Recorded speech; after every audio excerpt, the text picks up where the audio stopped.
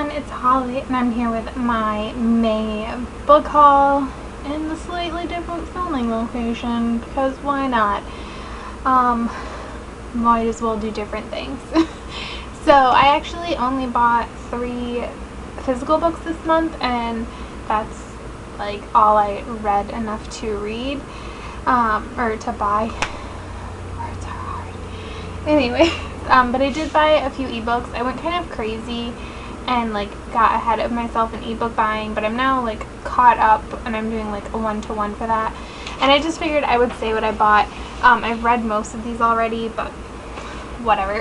So I bought Kiss the Sky, Hot House Flower, Thrive, Addicted After All, and Fuel the Fire, all by Krista and Becca Ritchie. I've also read all of those.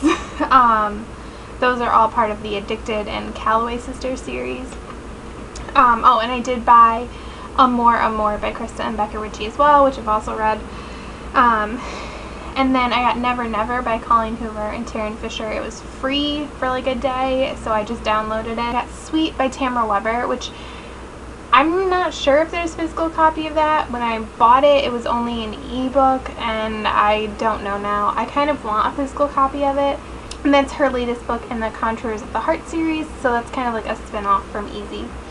So let's talk about the 3 physical books I've bought. So I bought The Duke and the Lady. Oh my god. I bought The Duke and the Lady in Red by Lorraine Heath, and this is the 3rd book in her Scandalous Gentleman of St. James. I'm pretty sure. You know, I struggled when I talked about this in my wrap-up. You would have thought I would have researched this and looked it up, but I didn't, so whatever. And I believe it's the last book in the series as well, which makes me a little sad, but that's fine.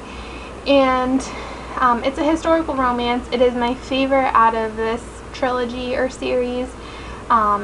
It definitely has some pretty traditional tropes. You have like the moody, broody guy, but I liked him a lot, and she's kind of like a con artist, which I found very interesting. I like it. I like Lorraine Heath though. I think she is great. Even her books that I'm like on, I still think are really good. And then I got The Remedy by Suzanne Young, which I was like super anticipating this book, and I actually think the cover is pretty ugly, but and you know what makes me sad is that the book, like the actual book of this, is just a normal book, because the actual books for the program and the treatment both have like pictures on like the actual hardcovers, so that was kind of a disappointment. Like I got this and was like, ooh, let me look see what it is, and nothing. But this is a prequel story to the program, and initially I was like super excited to buy this because I loved the program. I think the treatment is a really good book as well, but the program I absolutely loved, and I find this really intriguing.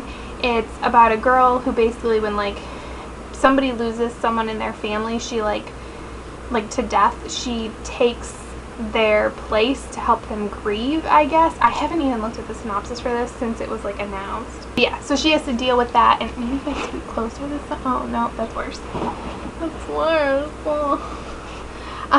So she has to deal with like the ramifications of like inhabiting other people's lives and how that affects like her own identity and everything. And like I said, it's a prequel to the program, so I'm assuming this is when like suicide is just really starting to get going maybe in the world, or at least I'm pretty sure it's a prequel. And so I was really excited for this because one thing I'm trying to do, I don't know if I ever talked about this in a video, but because for every 3 books I read, I can buy one. In addition to that, I'm trying to really think about the books that I'm buying, and I want to read the majority of the books I buy this year. Like, I don't want these books sitting on my bookshelves.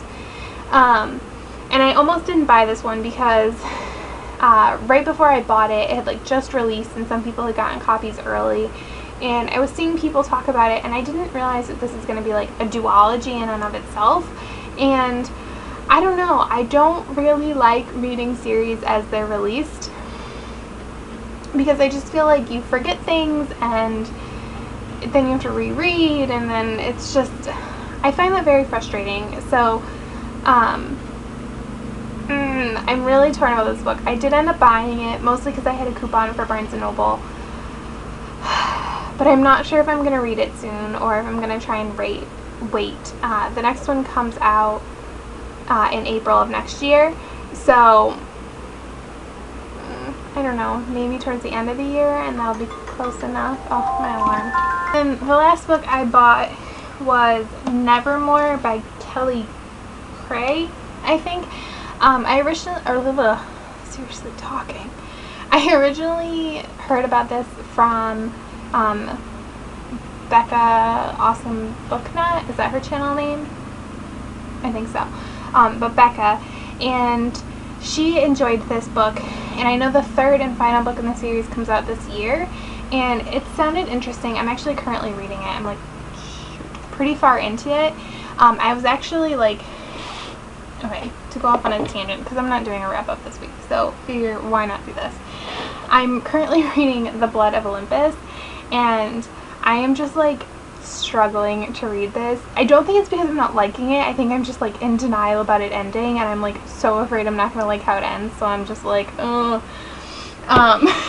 So I read like a different book after I started that, which I finished, and then last night I was like, oh, okay, I'm just gonna pick this book up just to see like what it's like, and I like 2 hours later was like, I have to go to bed.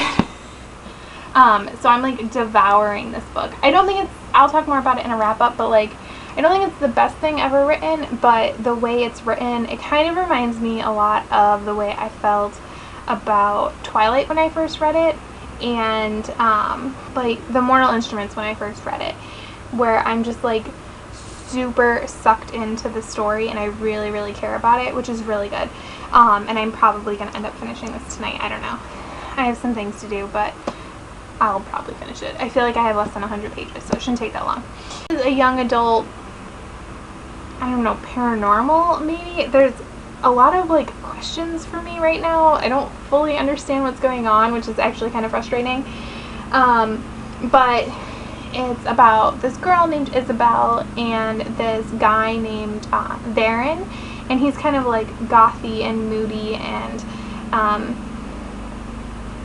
stuff like that, and they end up getting paired up for a partner project in school, and it forces them to start talking to each other, and they kind of become friends, but he's really moody and mysterious, and then like weird creepy things start happening to Isabel, and she's like kind of nervous and like she doesn't understand what's going on, and it's like simultaneously kind of like pulling them together and pulling them apart.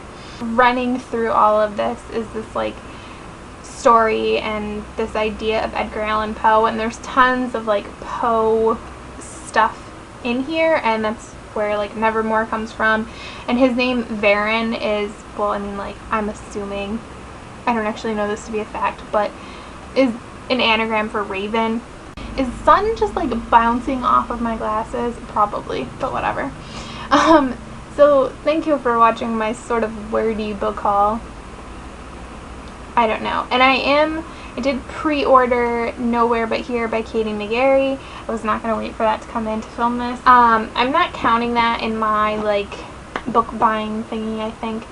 But that'll probably just be in next month's book haul, and I'm pretty excited. There's some books I'm very excited about next month, namely Finding Audrey by Sophie Kinsella, which is her first young adult book. But if you have any questions, comments about any of these books, or you want reviews or anything, feel free to let me know down in the comments below. And thank you so much for watching. Bye!